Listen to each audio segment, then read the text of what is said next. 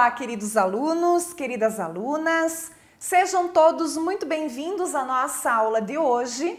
Eu sou a professora Marilane e hoje nós vamos estudar a aula 64 de Língua Portuguesa para o 8º ano. Para a nossa aula de hoje, você vai precisar já ter em mãos os seguintes materiais: seu caderno de língua portuguesa, caneta e lápis e a borracha e o apontador. Muito importante que você anote o que nós vamos estudar. E o assunto de hoje é o estudo de um gênero textual chamado haikai. Já que a gente vem aí algumas aulas falando de poesia, hoje nós vamos conhecer então o gênero haikai.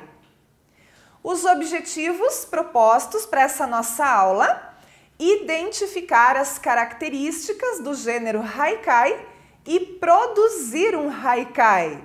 Não se assuste, é algo muito simples. Vamos começar então a leitura aqui deste haikai chamado Inverno. O sol de inverno, a cavalo congela a minha sombra, do Matsuo Basho. Muito bem. O que você está observando neste texto, pessoal? Que trata-se de um tipo de poema relativamente curto. Ele tem apenas 3 linhas.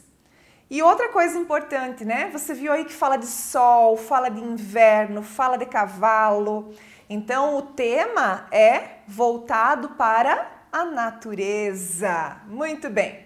Então, haikais, ou ainda haikai com a letra K, ou haiku, é o nome dado aos pequenos poemas de origem japonesa.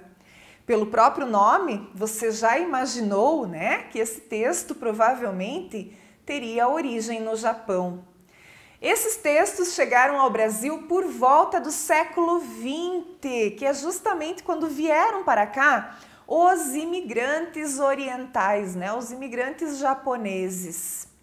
Esse termo haikai, ele se origina da combinação de 2 termos. Então, o termo hai, que significa brincadeira ou humor, e ainda a segunda partezinha, que é o kai, que o significado é harmonia. Então, seria uma brincadeira com harmonia, um humor com harmonia.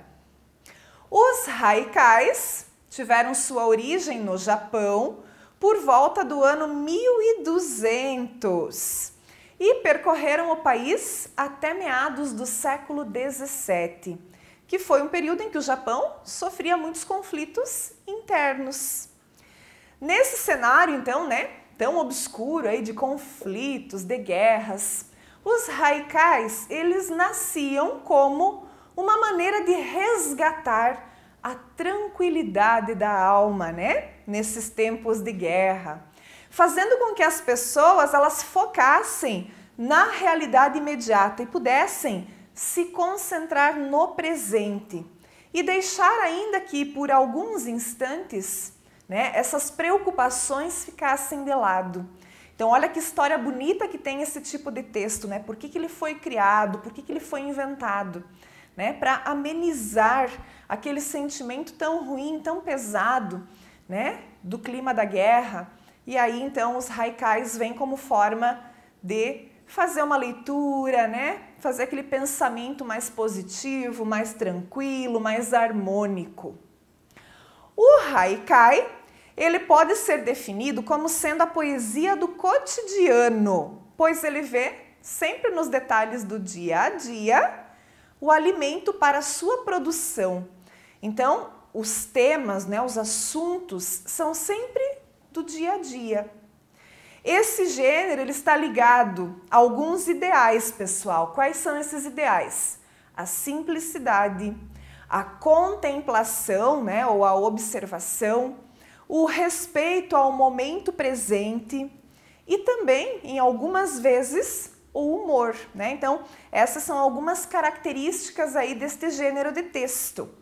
O conceito de tranquilidade se entrelaça com o conceito de zen. O que é ser zen, Isso também tem uma origem oriental. né? Porque Zen é um dos termos da corrente budista japonesa que busca na meditação e na contemplação encontrar o verdadeiro sentido das coisas.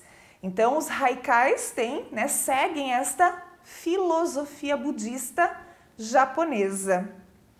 A estrutura desse tipo de texto, né? Você já viu ali que trata-se de um tipo de texto muito simples. Então, tradicionalmente, os haikais eles são formados por apenas 3 versos, de 5 ou 7 sílabas poéticas, respectivamente, né? 5 sílabas poéticas quer dizer que os versos ainda por cima são curtos, não são versos compridos, não são frases longas, são frases mais curtas, né? Mas atualmente, né, os haikaístas são aqueles que produzem haikais. Eles estão deixando de lado um pouco esse rigor métrico, ou seja, não estão seguindo tão à risca essa questão das 5 ou das 7 sílabas, né, poéticas, e estão produzindo haikais de forma mais livre.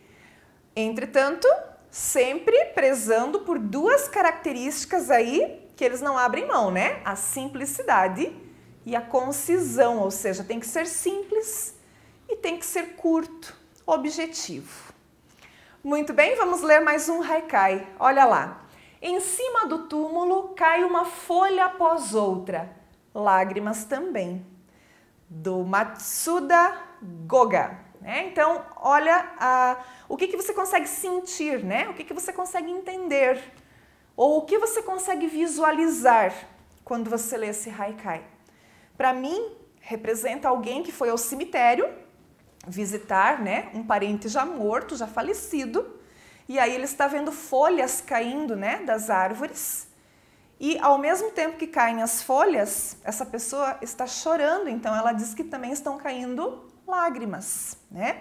Então, a gente consegue aí captar, né, esse sentimento. Nos haikais não existe a presença do eu, né? Então não vai ter muita expressão subjetiva lá sendo demonstrada, né? Ainda que a cena descrita ela tenha sido observada pelo poeta, né? Por alguém que está produzindo, expressões que indiquem subjetividade como eu vi ou eu sinto não estão presentes nos haikais. Tudo é retratado de forma objetiva e direta, devendo-se evitar então expressões de subjetividade e também opiniões pessoais. Vamos voltar aqui nesse haikai que a professora leu ali anteriormente para vocês. Ele não disse, eu estou em cima do túmulo, cai uma folha após outra e minhas lágrimas também. Não, ele não usou nenhuma expressão subjetiva, né? Ele foi objetivo, ele foi direto, mas a gente subentende que isso é uma expressão do poeta, né? Mas ele não colocou o eu ali, eu sinto, eu penso, né? Eu estou chorando. Não, ele descreveu a cena de modo objetivo, tá? A gente consegue compreender que alguém esteve ali, alguém foi visitar um parente já falecido, alguém presenciou as folhas caindo e este alguém estava chorando, né? Mas ele não precisa, então, retratar essa subjetividade, né? Através do eu. Então, não é comum nos haikais ter a presença da subjetividade. Uma das temáticas mais frequentes nos haikais são as estações do ano, né? Os japoneses, eles gostam muito, eles são muito ligados com essa questão da natureza. Para os japoneses, as estações do ano, elas estão sempre correlacionadas a algum tipo de sentimento, o que se conhece como, né, a palavra kigo, né, algum tipo de sentimento relacionado às estações do ano. A gente vai ver um quadro agora onde nós temos as nossas 4 estações do ano, né? E que sentimentos que cada uma dessas estações podem refletir. Vamos ver se vocês concordam aí com os japoneses. Então, pessoal, a primavera reflete o amor, a alegria, a juventude, o ânimo e o renascimento, entre outras que sejam de repente sinônimos, né? Disso aí que apareceu no quadro da primavera. Vamos ver o verão? O verão reflete liberdade, brilho, vivacidade, ou seja, verão é vida. O outono, olha lá o outono já é um pouquinho mais triste, né?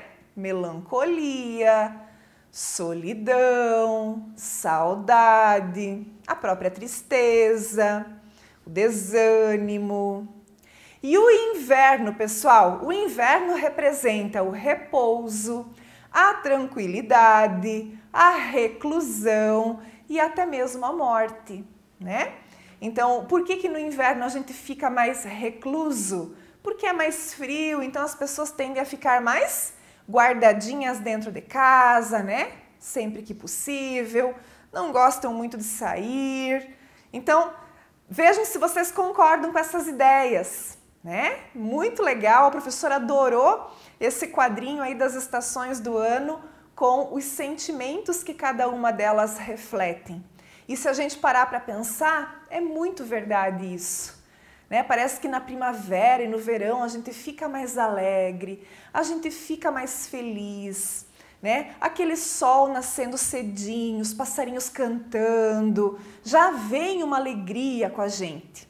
E no outono e no inverno, né, que já reflete um pouco mais dessa tristeza, dessa melancolia, do sentimento de saudades. Então são aqueles dias mais nublados, mais cinzentos, mais frios. Então eu acho que tem tudo a ver, né, esse quadrinho aí dos sentimentos e das estações do ano. O haikai, ele chegou ao Brasil juntamente com os imigrantes japoneses, como a gente já conversou ali anteriormente, que vieram para São Paulo em busca de trabalho nas fazendas do interior. Então, lá no início do século XX, né, os imigrantes japoneses vieram para o Brasil e vieram procurar trabalho nas fazendas, né? Desde então, desde esse começo do século XX, esse gênero de texto adquiriu muitos adeptos, ou seja, muitos escritores brasileiros começaram a produzir esse tipo de texto. Então temos ali o Afrânio Peixoto, Guilherme de Almeida, o Paulo Leminski, que é um haikaísta bem famoso, Milor Fernandes, entre tantos outros autores aí de haikais. Vamos então à leitura aqui de mais um haikai. Este é do Paulo Leminski. Viver é super difícil, o mais fundo está sempre na superfície. Então, mais uma vez aqui você vai observar que ele fala sem expressar a sua subjetividade, mesmo que isso seja a ideia dele, né? Mas ele não precisou fazer uso ali da primeira pessoa, do eu, né? Então, não deixa transparecer a subjetividade. Podemos concluir que os haikais, eles são como fotografias, né? Eles são flashes instantâneos. Eles capturam de forma objetiva um instante da realidade, sem tentar explicar, apenas descrever, ok? Muito bem, pessoal, então vamos lá, né, para os exercícios. Lá na atividade você vai encontrar uma proposta de escrita de um haikai, onde você vai poder colocar aí a sua criatividade à prova, tá bom? Muito obrigada pela sua atenção e a gente se vê nas próximas aulas. Até mais!